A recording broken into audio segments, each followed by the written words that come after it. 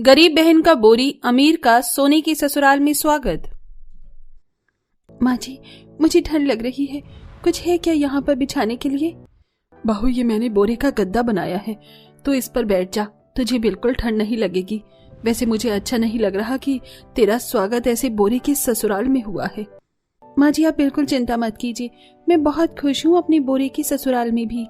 ऐसा कहकर पूजा बोरे के गद्दे पर बैठ जाती है। वहीं दूसरी तरफ अमीर बहन नताशा जब सोने के ससुराल में आती है तो सास बड़े से तराजू में उसे बिठाकर साइड में सोने की गिन्नी रखवाती है, जिससे उसका वजन उठ जाता है। बाहर के लोग घूर घूर कर बहू को देख रहे होते हैं। बाप रे बाप, इन्होंने तो अपनी बहू को सोने के तराजू में तोल दिया। बहू कितनी किस्मत वाली है कि उसे सोने का घर मिला है। सुन नताशा बहू, लोग क्या कह रहे हैं? वैसे हम इतने सारे सोने का गरीबों में दान करेंगे। चलो अब आ जाओ, मुझे तुम्हारी और भी रस्में करवानी है। वैसे बहू, तुम्हारी भी बहन की शादी हुई है ना, उसे किस चीज का ससुराल मिला है? सोने चांदी हीरे का? अब माँ जी को इतने सारे लोगों के बीच में ये नहीं बता सकती कि मेरी बहन बोरे के ससुराल में गई है, वरना इसमें भी मेरी ही बेइज्जती होगी। वो माँ जी किसी छोटे घर में गई है, पर जिसकी जैसे किस्मत उसे वही तो मिलेगा ना। ये बात तो तुमने बिल्कुल ठीक कही पूजा, तुम्हारे नसीब में था मुझसे शादी कर सोने के घर में आना। एक बहन बोरे के ससुराल में और दूसरी बहन सोने के ससुराल में थी। ऐसा भी किस्मत ने क्या खेल खेला था कि दोनों बहू को इतना अलग ससुराल मिला। आइए जानने के लिए कहानी में कुछ समय पीछे चलते हैं, जहां निर्मला लड़के की फोटो अपनी बड़ी बेटी नताशा को दिखाती है। नताशा बेटा, मैंने 3 लड़कों की फोटो देखी थी, एक सोने के ससुराल की, चांदी और मामूली से मार्बल के घर की, लेकिन मुझे सबसे अच्छा लड़का सोने के ससुराल वाले लगा, तो उससे शादी करेगी। ले फोटो देख। अरे माँ, मुझे भी ये लड़का बहुत अच्छा लगा। चलो अब मैं गंगा नहा लूंगी। छोटी बेटी के लिए तो पहले ही रिश्ता आ गया था, पर शादी नहीं करी। अब तुझे भी तेरा जीवन साथी मिल गया है, तो दोनों की एक साथ शादी कर दूंगी। देखा पूजा तूने, तेरे करीब ससुराल से अच्छा तो मेरा सोने का ससुराल है, अब मैं वहां रहूंगी। अच्छी बात है दीदी, मैं आपके लिए बहुत खुश हूँ। कुछ ही दिनों बाद सोने के ससुराल की सास दुर्गेश्वरी 16 श्रृंगार का सामान और नारियल चुन्नी लेकर आती है, जो अपनी बहू को ओढ़ा देती है। चलो अब रोका भी हो गया, अगले हफ्ते शादी है, तो मैं हल्दी के समय आऊंगी अब हल्दी लेकर। जी बिल्कुल समधन जी, हमारे जमाई राजा कैसे हैं? अभी तो वो काम में व्यस्त हैं। अच्छा, आंटी जी मीठा खा लीजिए। नहीं बेटा, तुम खा लो, अभी मेरा मीठा खाने का बिल्कुल मन नहीं है। वैसे तुम्हारी भी शादी हो रही है ना, चलो तुम भी अपने ससुराल में बहुत खुश रहना। शादी कब है? एक ही दिन? जी सोचा तो यही है। कुछ दिनों बाद दोनों बहनों की हल्दी की रस्म होती है, जहां दुर्गेश्वरी सोने की कटोरी में हल्दी रख जाती है। वहीं कुछ देर बाद उदास पूजा की सास जानकी आती है। कैसी है मेरी बच्ची? ये लीजिए समधन जी, मेरे बेटे की हल्दी। इसे बहू लगाएगी तो दोनों का प्यार और बढ़ जाएगा और मेरे बेटे का रंग भी चढ़ जाएगा। हाँ, आपने बिल्कुल ठीक बोला। क्या बात है माँ जी, आप बहुत ज्यादा परेशान हैं? इसलिए परेशान हो बहू, क्योंकि कल रात को ठंडी हवाओं का इतना तेज तूफान आया था कि हमारी झोपड़ी थोड़ी बहुत खराब हो गई है। छप्पर टूट गया है और पहले से ही टूटा फूटा था घर। अब घर की मरम्मत करानी पड़ेगी, लेकिन पैसे भी नहीं हैं। वैसे मैं तेरे लिए ये बोरे की दरी बनाकर लाई थी, इसे बिछाकर बैठना जिससे तुझे ठंड ना लगे। जी माँ जी, वैसे आपने बातों ही बातों में पहले बताया था कि आपके वहां पर बहुत सारी बोरी पड़ी है।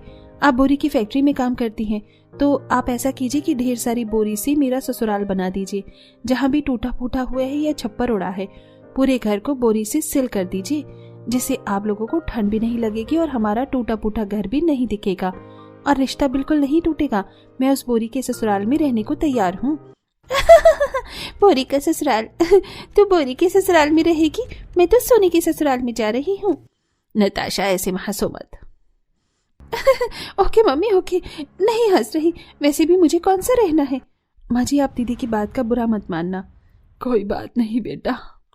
ये कहकर जानकी अपने घर चली जाती है। दोनों बहनों की हल्दी की रस्म हो जाती है और 2 दिन बाद शादी के होने के बाद बड़ी बहन अपने सोने के ससुराल में पहुंचती है, जहां सोने की कार से उतरकर सीढ़ियों पर सोने की प्लेट रखी थी। मेरी प्यारी बहू, तुम्हें इस सोने की प्लेट पर एक एक कदम रखकर चौखट तक पहुंचना है, जहां मैं तुम्हारा गृह प्रवेश करवाऊंगी। ठीक है माँ जी। यहाँ के तो दरवाजे भी सोने के हैं और हर चीज सोना ही सोना नजर आ रही है। ये कहकर नताशा एक सोने की प्लेट की सीढ़ी पर पांव रखकर चौखट तक पहुंचती है, जहां ढेर सारे नौकर चाकर उस पर फूलों की बारिश करते हैं और सामने सोने का पानी होता है। बहू, अब इसमें पैर रखकर अपने सोने के घर में सोने की कदमों की छाप छोड़ो। आखिर सभी को याद होना चाहिए कि दुर्गेश्वरी ने अपनी बहू का सोने के घर में कैसे स्वागत किया था। देखा नताशा, माँ तुम्हें कितना चाहती है, तुम्हारा स्वागत कितने अच्छे से कर रही है। हाँ जी। यह कहकर नताशा सोने के पानी में पैर रखकर सोने के कदमों की छाप छोड़ देती है, जिसके बाद उसे अपनी आंखों के सामने सोने का बड़ा सा तराजू दिखाई देता है, जिस पर सास उसको बिठाकर उसकी तुलादान कराती है। ये देख बाहर के लोग घर के दरवाजे से झांकने लगते हैं और फिर उन सारे सोने के सिक्कों को दुर्गेश्वरी अपने हाथ से लोगों में उछालकर बांट देती है। ले जाओ ले जाओ, ये सारे सोने के सिक्के बटोर लो, ये सब आपको दिए हैं मैंने। ये देखो, दुर्गेश्वरी जी ने अपनी बहू का स्वागत कितने भव्य तरीके से किया है। भला कोई ऐसे करता है सोने के अमीर घर में बुलाने के बाद भी? अरे नहीं भाई, इतना बड़ा जिगरा होता है, जिगरा। देखा बहू, हमारी कितनी वाहवाही हो रही है। जी माँ जी। फिर दुर्गेश्वरी बच्चों को आराम करने के लिए भेज देती है। वहीं गरीब बहू की सास बोरे के घर में फूल पत्तों की बारिश कर उसका स्वागत करती है और फिर आलते की थाली में पैर भिगोकर बोरे के ससुराल में कदम रखवाती है, जहां चारों तरफ बोरे ही बोरे होते हैं। ठंड का मौसम था तो सास बहू के लिए आग जला देती है और उस बोरे के गद्दे पर उसे बिठा देती है। बहू, तुझे ठंड तो नहीं लग रही ना इस बोरे के गद्दे पर बैठकर?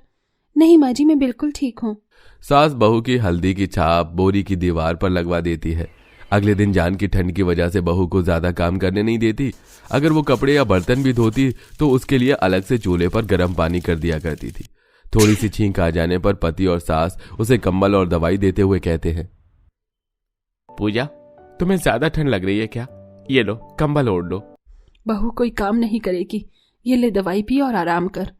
ओहो, आप लोग तो मेरी एक चीज से ही डर जाते हो। मैं बिल्कुल ठीक हूँ, कोई सर्दी नहीं लगी मुझे। जहाँ एक तरफ बोरी के ससुराल में पूजा के ससुराल वाले उसका बहुत ख्याल रख रहे थे, वहीं अमीर सोने के ससुराल में उसके पति और सास बात बात पर नताशा को डांट दिया करते थे। एक बार उसे सोने का एक कंगन खो जाता है तो सास चिल्ला देती है। ऐसे ही एक दिन सास बहू को सोने के जेवर से लाद कर सुनार की दुकान पर कुछ सोने का हार लेने के लिए भेजती है, लेकिन आते वक्त दो गुंडे उसकी गर्दन पर चाकू रख देते हैं और उससे सारे गहने छीन लेते हैं। नताशा जब बिना जेवरों के घर पहुंचती है तो दुर्गेश्वरी बहुत गुस्सा करती है। बहू, मैंने तुझे सोने से लाद कर भेजा था, कहाँ गए सब? तुझे पता है कितने तोले का था वो? क्या वो मेरी जान से कीमती है क्या? पता है, एक गुंडे ने मेरी गर्दन पर चाकू रखकर मुझसे सारे जेवर उतरवा लिए। समझ लीजिए ये भी दान में चला गया। ऐसे कैसे दान में चला गया? तू तो एक गरीब घर से आई है, तुझे क्या पता मेरे एक एक सोने की कीमत?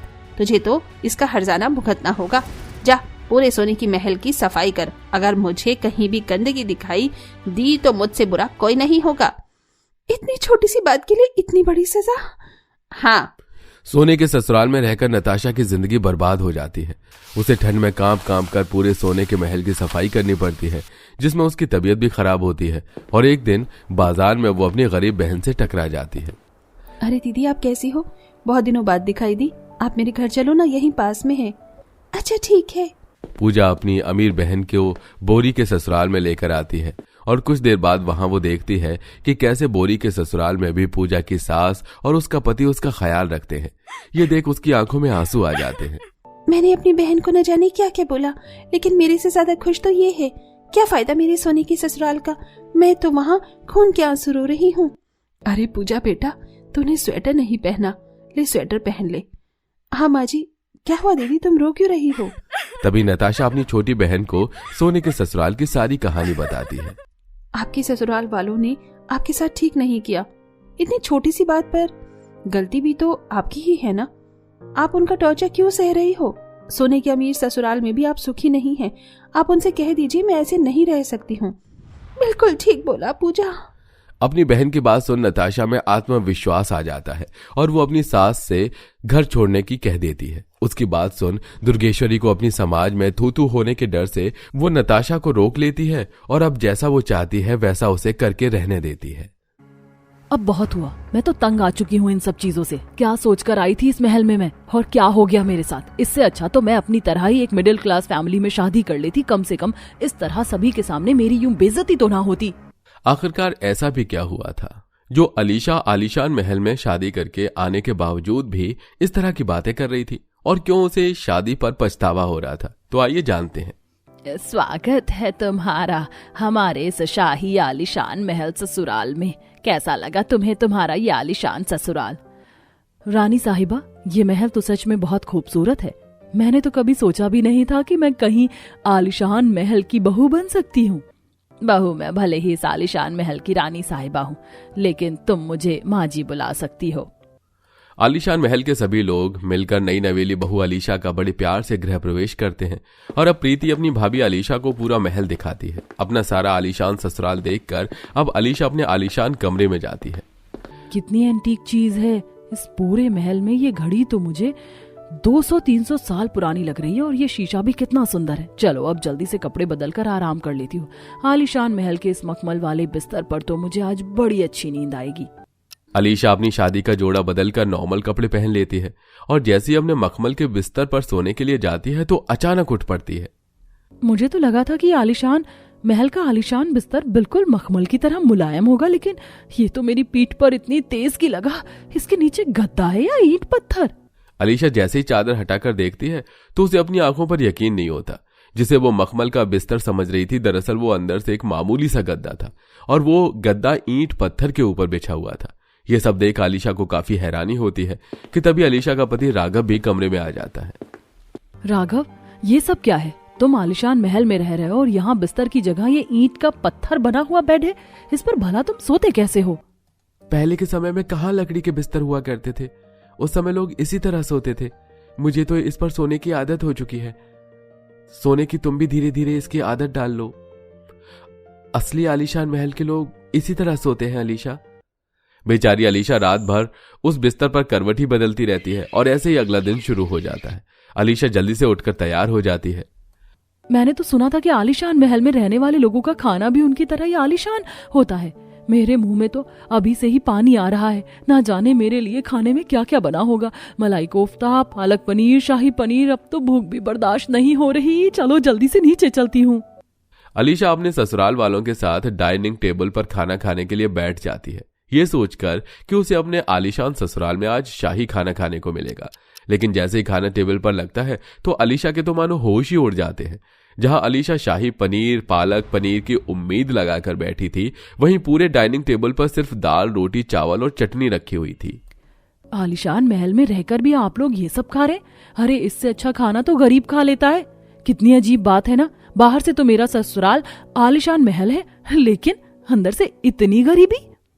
कोई गरीबी नहीं है बहू, बल्कि इसे ही तो असली खाना कहते। रोज रोज पालक पनीर, शाही पनीर, बिरयानी खाकर हम थक चुके थे, इसीलिए अब कुछ दिनों तक हमारे घर में यही सब बनेगा। अलीशा बड़ी मुश्किल से अपनी आलीशान ससुराल में वो गरीब वाला खाना खा पाती है, और अब कलावती अपनी बहू अलीशा को उपहार के तौर पर कुछ चीजें देती है। अलीशा बहू, ये हमारा पुश्तैनी हार और पुश्तैनी साड़ी है। जब भी कोई नई नवेली बहू शादी करके हमारे इस आलीशान महल में आती है तो हम उसे उपहार के तौर पर ये पुश्तैनी चीजें देते हैं। अलीशा जैसे ही अपनी सास की दी हुई साड़ी खोलकर देखती है। माँ जी, ये आपकी पुश्तैनी साड़ी है? या साड़ी तो एक रंग की होती है, लेकिन ये तो रंग बिरंगी साड़ी है, जैसे ढेर सारे कपड़ों को आपने आपस में जोड़कर साड़ी तैयार की हो। अरे बहू, यही तो आजकल का लेटेस्ट फैशन है। इसे पहनकर तैयार हो जा तू भी, फिर तू भी रानी साहिबा लगेगी।